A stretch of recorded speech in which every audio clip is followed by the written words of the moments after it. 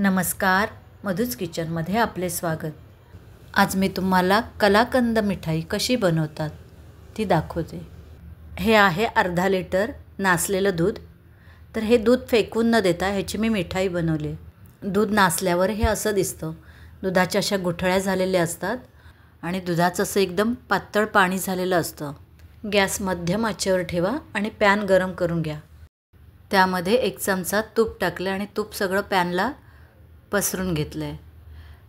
भांड्याच्या साईडला जे दुधाचे कण लागलेत ते सुद्धा काढून घ्यायचे।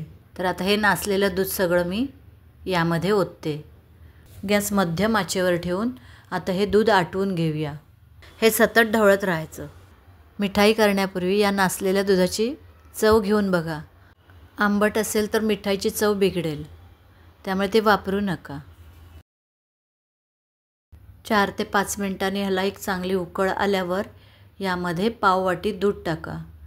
दूध नसेल तर 3 चमचे मिल्क पावडर टाका आणि व्यवस्थित मिक्स करून घ्या।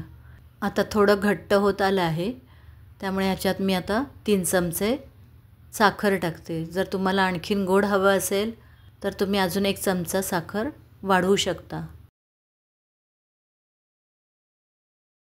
ड्रायफ्रूटची पावडर 1 चमचा टाका। पाव चमचा वेलची जायफळची पूड टाका। यामुळे आणखीन टेस्ट खूप छान येते। सगळं व्यवस्थित मिक्स करून घ्या। हे बघा, असा मस्तपैकी खवा तयार झाला आहे।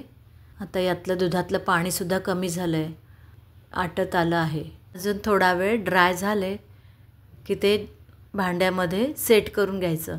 ज्या भांड्यामध्ये मिठाई सेट करायचे त्या भांड्याला तूप लावून घेतलं आहे आणि त्यामध्ये सजावटीसाठी थोडेसे पिस्त्याचे काप लावले आहेत। हे मिश्रण थोडंसं सैलसरच ठेवायचं। आता हे मिश्रण भांड्यामध्ये ओतून घेते आणि आता सेट करायला ठेवते। एक 2-3 तास असं थंड झाल्यावर हा डब्बा फ्रीजमध्ये ठेवायचा आणि व्यवस्थित सेट झाल्यावर मग बाहेर काढायचा। आता हा मी फ्रीजमध्ये सेट करायला ठेवला होता, तर आता बाहेर काढून याचे वड्या पाडून घेते। हे बघा, मस्तपैकी अशी कलाकंद बर्फी तयार झाली आहे। कलाकंद बर्फीचे कापं पण खूप छान पडले आहेत। अगदी मिठाईवाल्याकडे जशी बर्फी होते तसंच अगदी कलाकंद तयार झालं आहे। तर असं हे नासलेलं दूध फेकून न देता कलाकंद मिठाई नक्की बनवा।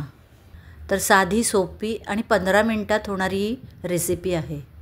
माझ्या चॅनलवर छान छान आणि साध्या, सोप्या, झटपट होणाऱ्या अशा रेसिपीज आहेत। तुम्ही नक्की करून बघा आणि केल्यानंतर नक्की कमेंट करा। व्हिडिओ आवडल्यास लाईक करा, शेअर करा आणि सबस्क्राईब करायला विसरू नका। धन्यवाद।